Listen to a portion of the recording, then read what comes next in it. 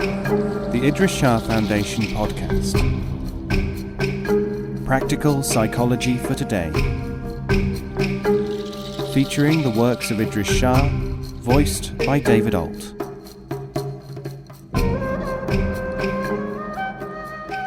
Welcome to the Idries Shah Foundation Podcast. In this edition of the podcast, we present excerpts from the Dermis Probe by Idries Shah.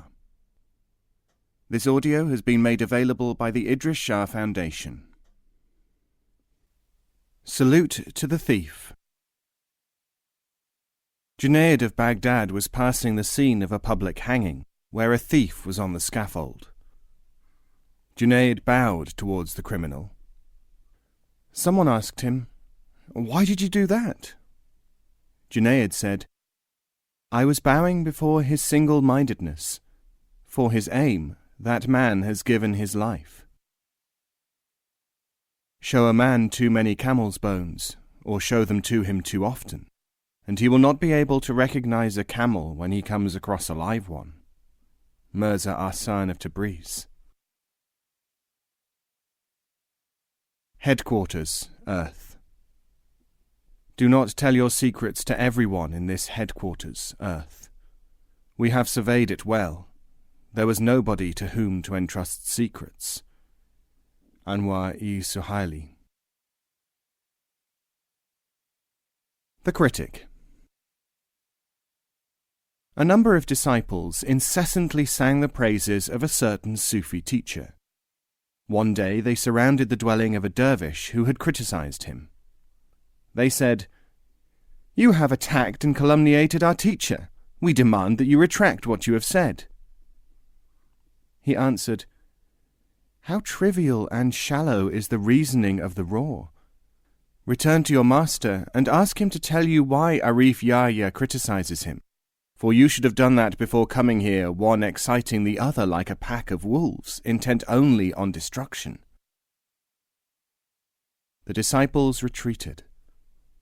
When they found a suitable opportunity to talk to Si Mandub, their mentor, he said, "Arif Yahya opposes me so that the shallow-minded shall be influenced away from me. In this manner he and I work together, and I am left with more peace to carry on with my undertakings." The mine is always bigger than the gem. Proverb. The materials of the locality. Ibn Aswad visited the tekia of Sheikh Halim Unwani in Syria and was much impressed by the extent and dignity of the place, the numbers of servants, and the plenitude of disciples. Sheikh Halim was, however, absent, and Aswad followed him to North Africa, where he had settled for a number of years to spread the teaching there. In Morocco he found Halim living in a small house, with a mere shed outside for the exercises. His pupils numbered no more than a handful, and his clothes were of the simplest kind. Aswad was perplexed, and taking Halim's closest associate, Mustafa Majoub, aside, he asked him, "Why does the sheikh not bring people and wealth from Aleppo and Damascus, and show these people of Africa that he is a man of substance? Why does he not bring droves of disciples from the East, and carpets and workmen, and make a fitting audience hall?" Majoub laughed, and then he said, "Our gold is not the same as their gold, as our tongue sounds different from their tongue. Do you not see how our sheikh talks and dresses like a man of the locality? The crops of the locality, the houses of the locality, come from the materials of the locality. Better to quarrel with a friend than to support enemies." Proverb.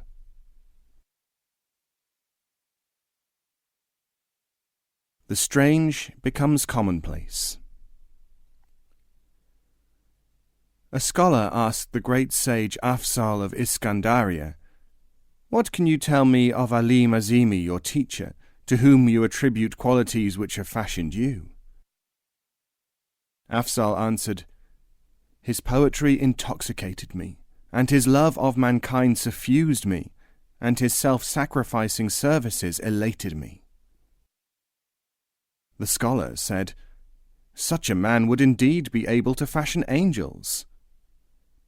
Afzal continued, "Those are the qualities which would have recommended Alim to you. Now for the qualities which enabled him to help men transcend the ordinary. Hazrat Alim Azimi made me irritated, which caused me to examine my irritation to trace its source. Alim Azimi made me angry, so that I could feel and transform my anger. Alim Azimi allowed himself to be attacked, so that people could see the bestiality of his attackers and not join with them. He showed us the strange, so that the strange became commonplace, and we could realize what it really is. Whoever has not first dug a well should not steal a minaret." Proverb.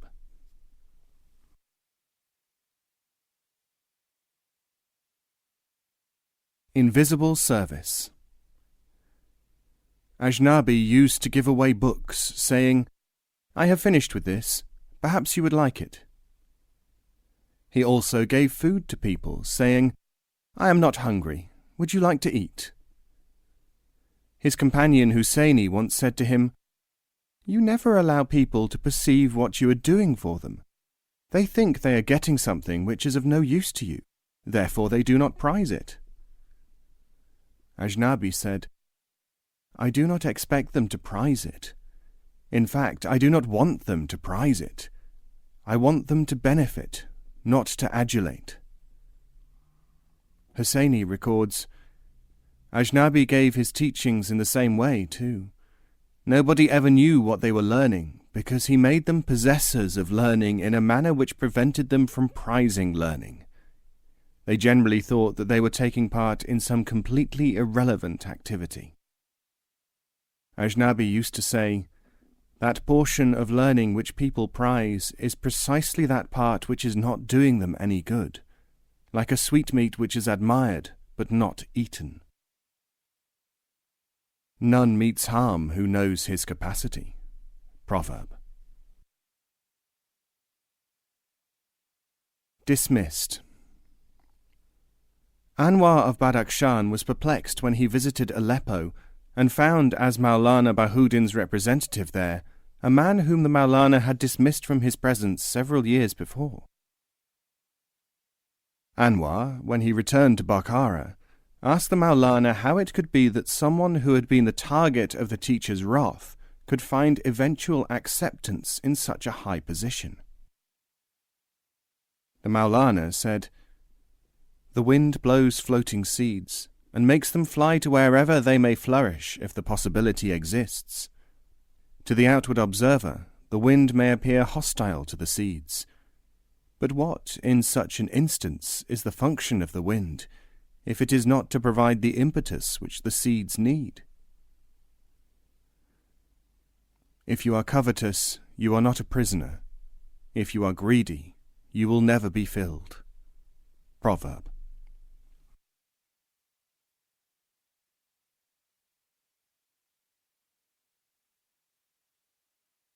Four communities. A Sufi master on a journey saw a number of people struggling to haul a crocodile out of a river. Seeing that the animal was not dead, and could kill some of them if they got it on shore, he cut the rope which they had attached to it.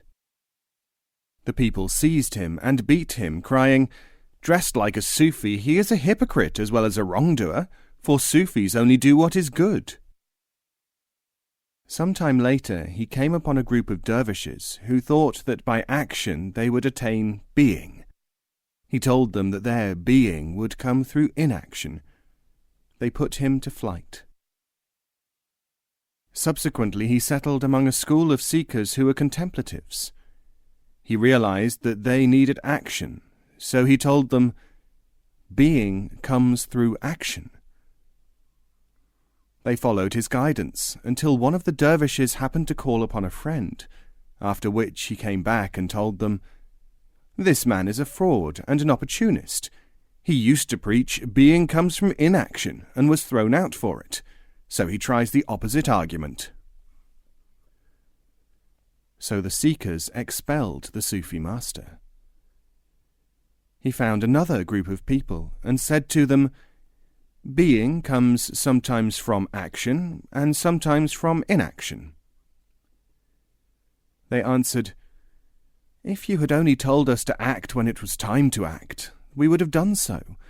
And if you had told us not to act when it was time for inaction, we would have done so.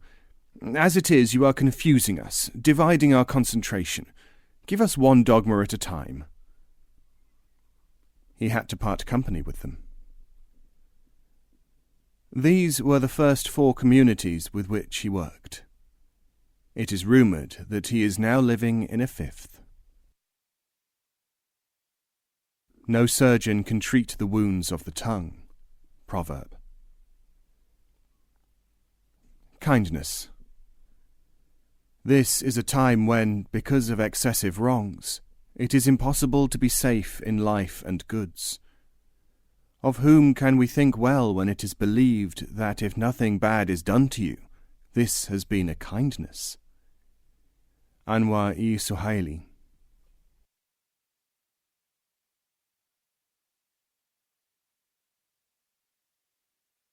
Accumulated supplications.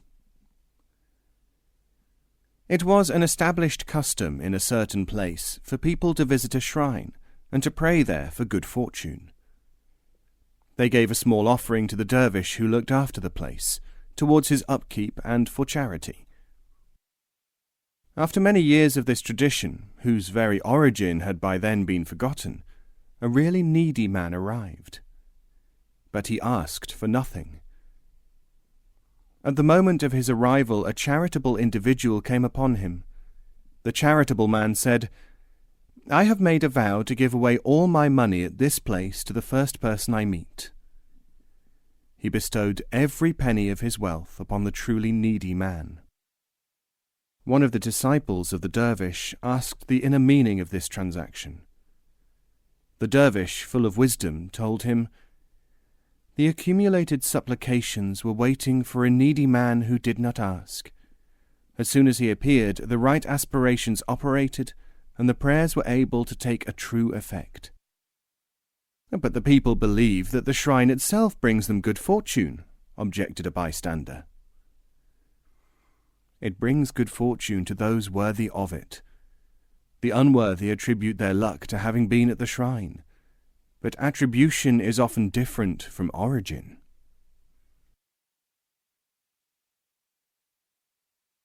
Opinion and fact.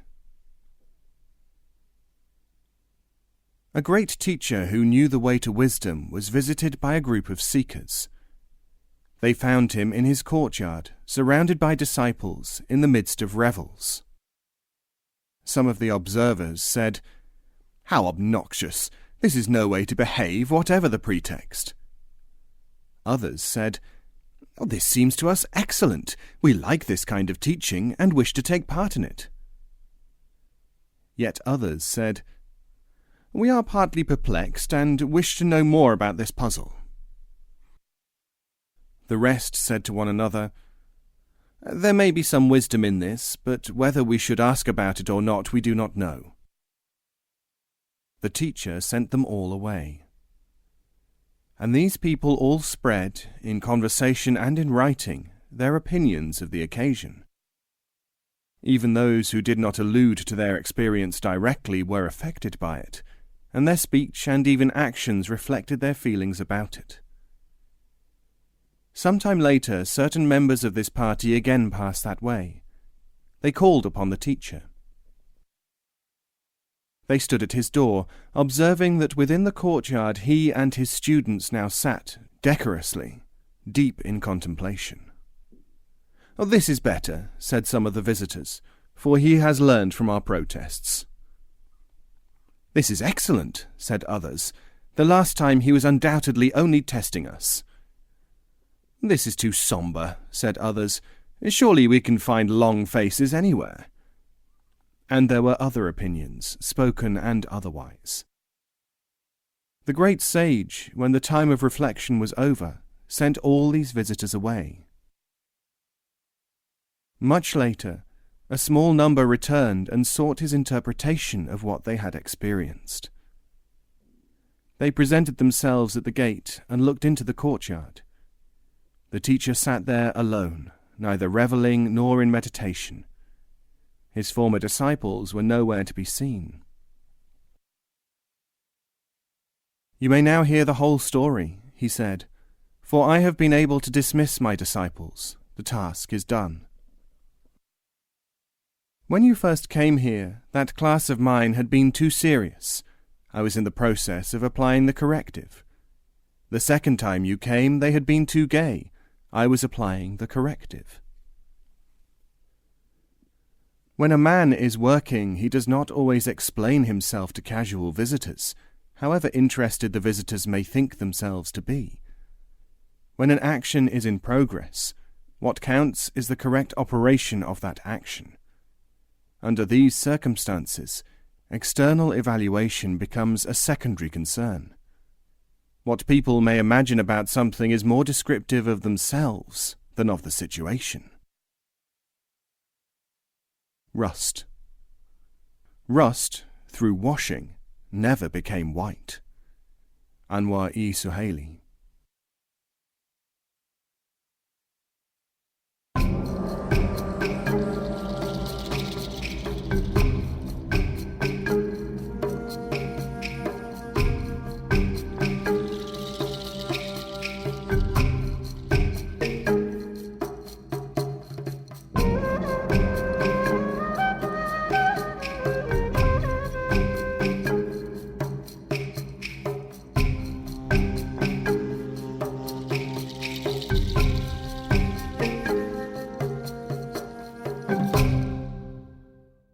This podcast is copyright 2016, the Idries Shah Foundation.